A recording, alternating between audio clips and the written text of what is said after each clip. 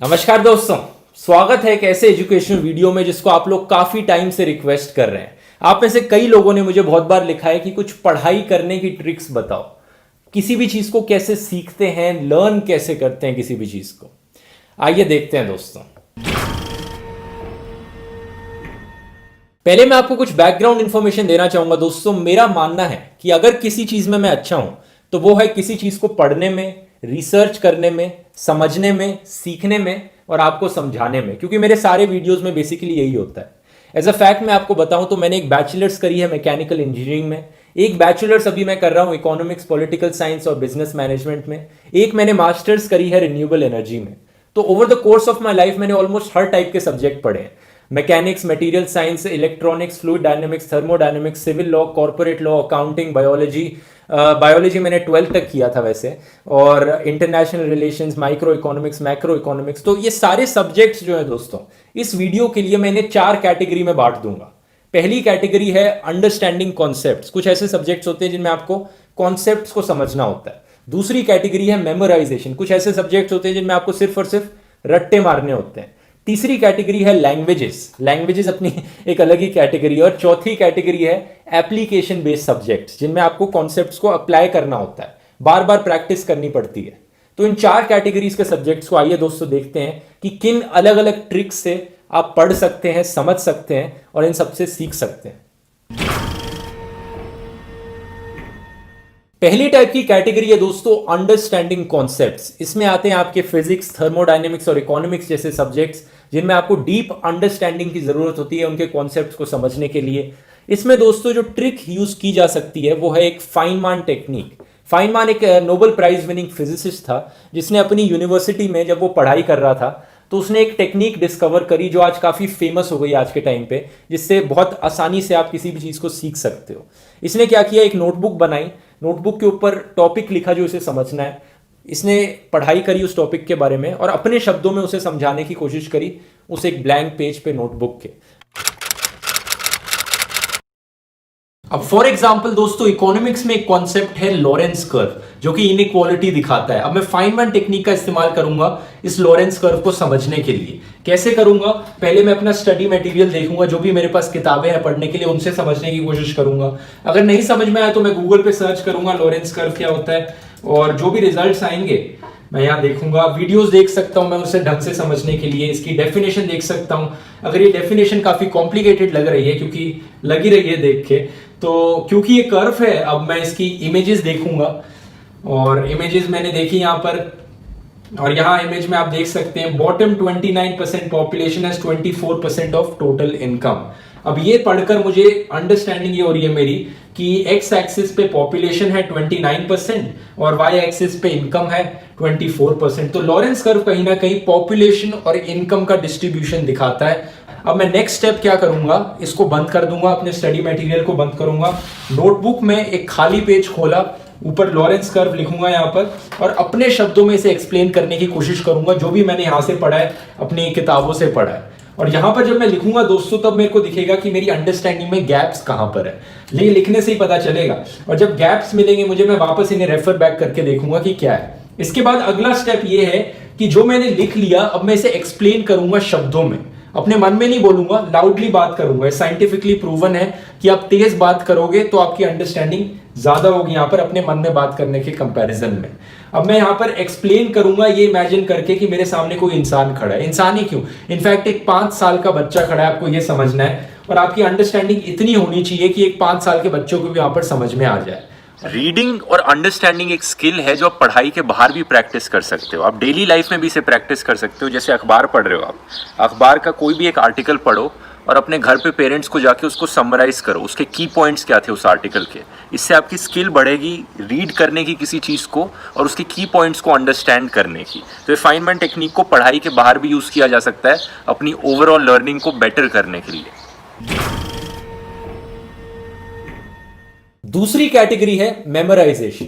इसमें आ गए आपके सब्जेक्ट्स जैसे civics, history, law, biology, medicine, वो सारे सब्जेक्ट्स जिनमें आपको रट्टा मारने की जरूरत पड़ती है। एक्चुअली इंडिया में तो ऑलमोस्ट हर सब्जेक्ट में आपको कहीं ना कुछ रट्टा मारने की जरूरत पड़ती ही है।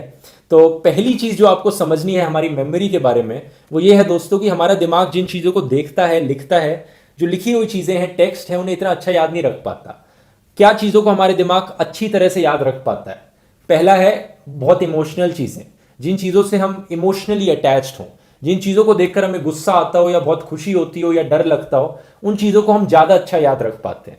और दूसरा है वो चीज़ें जो हमारी एक से ज़्यादा सेंसेस को एक्टिवेट करती हों।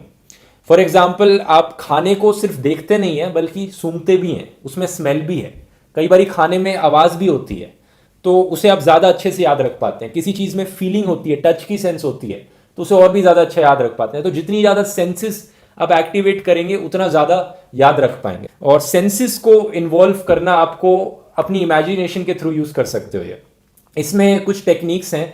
एक टेक्निक है दोस्तों मेमोरी पैलेस।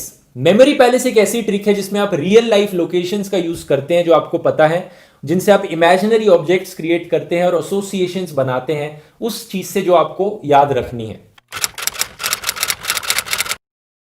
मेमोरी पैलेस में आप एक ऐसी एग्जिस्टिंग लोकेशन का इस्तेमाल करते हैं जिसको आप बहुत अच्छे से जानते हैं, जैसे आपके घर के अराउंड का नेबरहुड हो गया या फिर आपका खुद का घर हो गया। आप इस लोकेशन का यूज करेंगे एक extremely weird story line create करने में, क्योंकि आप लोकेशन से नेविगेट कर सकते हैं। मान लो ये आपका घर है, ठीक है। अब मैं इस घर का इस्तेमाल करूंगा एक स्टोरी लाइन क्रिएट करने में, जो स्टोरी काफ़ी फ़नी हो सकती है, काफ़ी वियर्ड हो सकती है, काफ़ी एब्सर्ड हो सकती है, क्योंकि इमोशनल चीज़ें और जो चीज़ें हमारी ज़्यादा सेंसेस को एक्टिवेट करें वो हमें ज़्यादा अच्छे से याद रहती हैं। स्टोरीज और इमेजेस भी हमें ज़्यादा अच्छे से याद रहती हैं। तो मैं पीरियोडिक टेबल लर्न करना चाहता हूँ यहाँ पे। अब मैं अपने घर का इस्तेमाल करूँगा। मान लो मैं घर में घुसा अपने, क्योंकि बहुत तेज़ धूप निकल रही है यहाँ पर, और धूप का मतलब सन का मतलब हाइड्रोजन, तो पीरियोडिक टेबल हाइड्रोजन से शुरू होता है। अब घर में घुस के आपके अगला क्या आता है? कई लोगों के घर में किचन आता है। अब किचन में आप इमेजिन करो आपकी मम्मी बैलून फैला रही है, एक रेड कलर का बड़ा बैलून फुला रही है। क्यों? क्योंकि हीलियम होती है, बैलून में हीलियम होती है, तो हाइड्रोजन के बाद हीलियम आता है।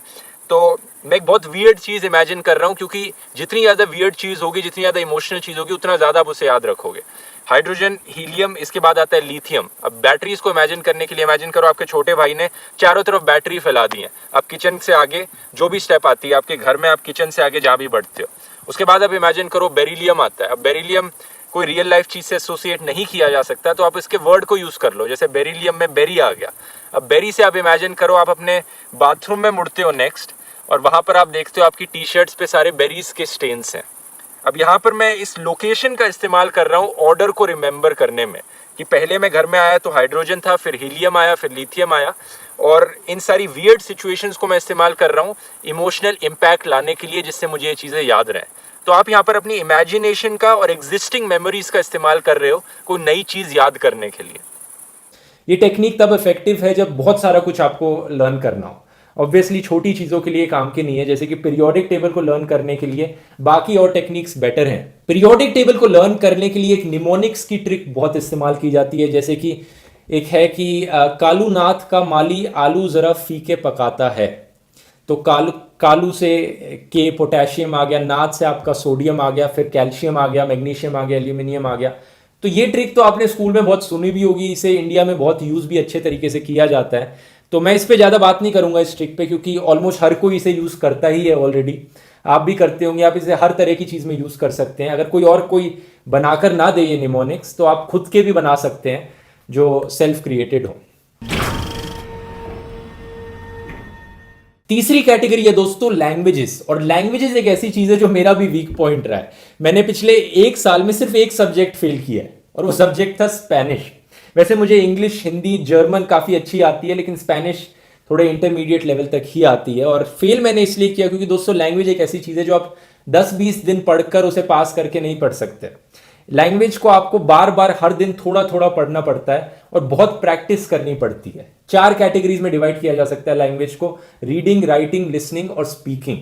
रीडिंग और लिसनिंग तो ऐसी चीज़ है जो बहुत आसानी से आप प्रैक्टिस कर सकते हैं। बस इंटरनेट पे जाइए, कोई भी एंटरटेनिंग चीज़ पढ़ लीजिए उस लैंग्वेज में प्रैक्टिस करने के लिए, जो पढ़ने में आपको मज़ा आता हो। ऐसी लिसनिंग भी आप प्रैक्टिस कर सकते हैं उस लैंग्वेज में अपनी फेवरेट मूवीज़ देखकर सबटाइटल्स के साथ।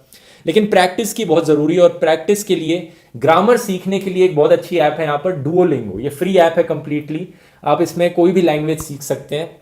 और स्पीकिंग एक ऐसी चीज़ है जिसको सीखना बहुत मुश्किल है घर बैठे बैठे। यहाँ पर इसके लिए एक बहुत अच्छी ऐप है दोस्तों, कैम्बली। कैम्बली एक ऐसी ऐप है जिसपे आप इंग्लिश की नेटिव स्पीकर से 1-on-1 बात कर सकते हैं वीडियो कॉल पे। ये बेस्ट तरीका है दोस्तों किसी भी लैंग्वेज को सीखने का, क्योंकि इससे बेटर क्या हो सकता है कि आप एक नेटिव स्पीकर से बात कर रहे हो। इससे बेटर बस यही हो सकता है कि आप रियल लाइफ में किसी नेटिव स्पीकर को जानते हो और उससे डायरेक्टली बात करते हो।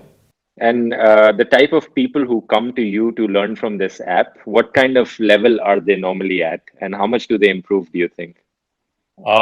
They are all over the board. I have All some over. people who don't speak any English. Okay. And Uh, what do Indians generally like to talk about?